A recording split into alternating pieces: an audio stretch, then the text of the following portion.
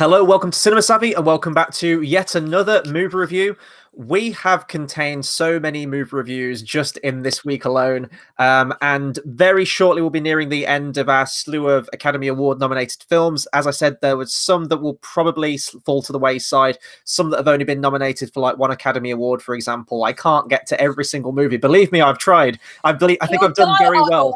We don't want that. I have done a man's job trying to watch all these movies. I've got two that I watched today, which we're going to review now. We're kicking off with Cold War, by the way, which is the 2018 historical period drama film directed by Paweł Pawlikowski. I think I pronounced that right, hopefully. I'm gonna attempt to say who stars in it. Joanne Kulig and Tomasz Kot. I think that's how you pronounce it. Everybody that you mispronounce their name, they're going to come and find you and they will kill you. Yes. So it's a Polish movie. It's been nominated for 3 Academy Awards. That's why I wanted to particularly review this one. Roma also falls into the category of being in Best Picture and also Best Foreign Language Film, which to me is a little bit of a cop-out because Best Foreign Language Film is almost like a Best Picture category in its own right. I don't know how that managed to transcend both of them there. We'll be reviewing Roma tomorrow. So this is the second movie that I'll be reviewing in that block of Best Foreign Language Films. I would like to watch all of them. Usually I don't watch any of them because I'm so caught up with all the other ones. It's been nice to watch this one today. So this has been nominated for 3.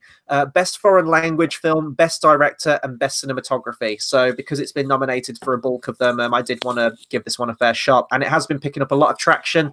This first premiered at the 2018 Cannes Film Festival. It's been getting, widespread praise and everything like that, and critically acclaimed across the board, especially for its acting, its screenplay, and its cinematography, of course, because it's been nominated for it. But yes, so you know a little bit about this movie beforehand. Usually you watch the trailer or something, but how much do you know regarding this movie before we get into the review for it? Well, my first exposure to it, I will say, is when it was at the BAFTAs. And that kind of like what they showed of it, I was very intrigued. And I do love foreign language films. Give me anything from Japan or India or just anywhere in Europe. I absolutely adore it. Though 3 times can go suck donkey's ears. I hate that movie. Don't watch 3 times, damn it. But yeah, when I first saw the kind of clips that they showed at the BAFTAs, I did then look it up on IMDb, and it did seem like my kind of movie because they had it was about a love story and just this growing development between the people and how just this real life tragedy of war is essentially tearing them apart and how one person just wants to protect the other at all costs. And it just seems really sweet. Sweet is not the word I would use for this. It's a very intriguing. So I'm going to give the plot tagline in case anyone doesn't know what Cold War's about. In the 1950s, a music director falls in love with a singer and tries to persuade her to flee communist Poland for France. It's not just because this movie is in black and white. I don't think I'm out there with comparing this movie to another romantic black and white film. I was getting a lot of Casablanca vibes with this film. And I realize that's unanimous praise because Casablanca is one of the finest movies ever made. I love Casablanca. And I didn't know anything about this movie going in. I didn't even read that tagline. I've only read that for the first time until now. I went completely, oh God, this is going to be an awful pun, cold into the movie, and everyone can cringe. Yeah, bring it on. This is the home of shitty puns. This channel, the home of shitty puns.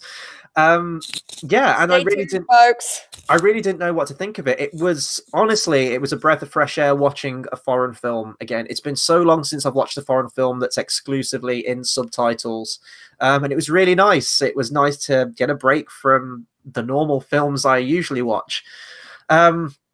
And why I like this movie is that the relationship that's shown in this movie is so multifaceted, so multi-layered. You could probably write a dissertation on this one relationship in this movie alone. And I mean, if Tate was on here right now, he would agree with me. And I think he would also like this movie. Me and Tate love our bittersweet romance movies. And by God, is this movie bittersweet. This is downright antagonistic at some point. We'll always have Warsaw. Yes. So the two leads in this, you've got Joanna Cooley, who plays a character called Zula, and as we said, like the music teacher, music professor, who's they're seeking to put on a show that shows the culture of that time, sort of the lower class where this music came from, and they're really passionate about that, and they want to get that sort of folk music across to the masses essentially and put on a series of shows. The shows are very successful, and then the government gets involved and wants them to make it a propaganda piece and start singing the praises of Stalin, for example, which goes against their ideology.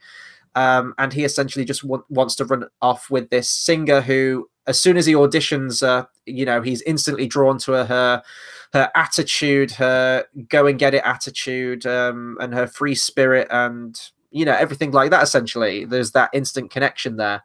And the music teacher's played by Tomaz Kott, plays a character called Victor. And then essentially we just see this relationship, which is vaguely autobiographical. I think it's roughly based on the two lead characters, for example, even their names are based on the names of the director, Paul Pawlikowski's parents.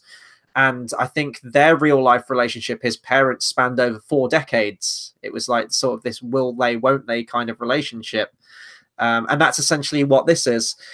Zula's character is fascinating, played phenomenally in the film, and she strikes you. She's not a wholly likable character. She definitely has a lot of flaws. And I can empathize with Victor's character in that, it is sometimes easy to be drawn to someone like that who does have that spirit, but she is very much a creature of opportunity in this film. She's with him, she's singing his praises, she wants to run off with him, and then all of a sudden next time they see each other, she'll be in a relationship with someone, having a kid, because essentially she's trying to fit in and she's trying to find that security as she makes her way through life, and it doesn't matter who she's with. So she'll drop someone completely, move on to the next person, but periodically through the movie she does keep coming back to Victor. And in that regard, like it's not a great relationship. Like when they're together, there is that intensity there is that power, there is that passion, and just like completely unrestrained need for each other. But then it's broken up with big periods of years where there's a scene where like Victor's in prison for, well, he's sentenced for years. He gets out of prison, and she's like, I'll wait for you, and he's not buying it, and as a viewer you're not buying it. And I don't think I've ever seen a relationship in a film quite like this one. I've seen the ones where they're initially against each other and or a relationship where they are very close, but like Casablanca, but it just wouldn't work. And, there's that other option, that more sensible option at the end of the film. This one's just kind of like, it's on the surface, it's a horrible relationship, but nonetheless, it's a relationship nonetheless. And they do care about each other. They're just caught up in this world that's just, or that attitude where she just can't be with him. And it's fascinating to watch that, really. I don't know if you've got any questions. I'll pass over to you a minute before getting into the rest of the movie. Or oh, so it's my turn to speak. Just how many comparisons does this film have to Casablanca? Because that's a concern to me, because you can have a film that's inspired by another, but I don't want one which is essentially Casablanca in another country. No, it's not a carbon copy of Casablanca, like by any stretch of the imagination. Don't misunderstand my comparison when I say that. It was just that same feeling I got when I first watched Casablanca, this grand sweeping romance epic almost that spans, many countries. You've got a war as sort of like the framework in the background of it, and these lovers that should be together, but things keep happening that prevents them from being there. You've got arguments in both films between the two that get very heated. There's a scene in this movie, and I don't want to give everything away about this movie. I'm not going to give away the ending, for example. Needless to say, it is incredibly bittersweet. But there's a scene in this movie where once they reunite after years and years and years, she's singing on stage. She's completely drunk. She like falls off the stage. And one of the people she left Victor for, and we find out in this instance had a child with, the kid's probably about 4 or 5 years old or something, on his dad's hip. this guy's conversing with Victor, and there's no animosity there, like they're talking with each other, and you can tell that both have been through the ringer with this particular woman. She gets off stage, and the dad's like, "Oh, here's Mummy," and she just completely blanks him and the kid, goes straight to Victor, like kisses him, and says, like, "I'm all yours after I go and throw up." And then you never see that guy or the kid again throughout the rest of the film. So there are moments like that where you're like, God, this woman is a bitch. Like, this woman is cold-hearted. She's manipulative. She's emotionally manipulative. But this guy still loves her. Like, he still has that attraction to her. And, you know, like, relationships like this happen. They really do happen. And it's nice to see a relationship in a movie where it's not just all meadows and sunshine and rabbits and happiness. This is a very real relationship in the film. Beautifully shot as well. For, like, absolutely deserves that Academy Award for cinematography. And you can tell that the director, because it was an autobiographical film, I don't know how close it was to that. Maybe it was just the framework of having parents who were sort of like star-crossed lovers that spanned over decades, or maybe there was some of this goings on. I don't know exactly. Or maybe he was like that little kid with that mom. I don't know. But it's a beautiful film. I would definitely watch it again. And it felt like a breath of fresh air. It really did. And it's nice to see a movie like these big sweeping romantic epics, because we don't get them all that often. We tend to get a lot of really bad romantic comedies which are kind of done to death. So it was nice to see this fantastic performances across the board. Love the music as well, like that sort of like folk, you know, old school Polish music. I'm a big fan of music from all over the world, from different cultures, and it was nice to see that in the film. Beautifully staged when they do get it onto the stage, but you get all the way through the movie, the film is very music heavy. It's almost jazz infused as well, as we get later into the movie when they go to Paris and everything like that. It is multifaceted in terms of the music, and I loved it for that. Getting a little bit of La La Land vibes as well in some points, especially when you've got sort of like a guy sitting at the piano playing a song, sort of pining away for this love that he can't have. I did get some notions of that. Yeah, there's really not a lot else I can say about this movie, really, without just repeating myself. I mean, I feel like I'm repeating myself right now. I'm very glad that I watched this movie, and after watching this movie, in all honesty, I wish I could just go and watch all of the other nominated foreign language movies. Maybe that's my calling. Maybe I need to watch some more of that. Maybe I need to take a break from the usual Western movies that I tend to watch all the time.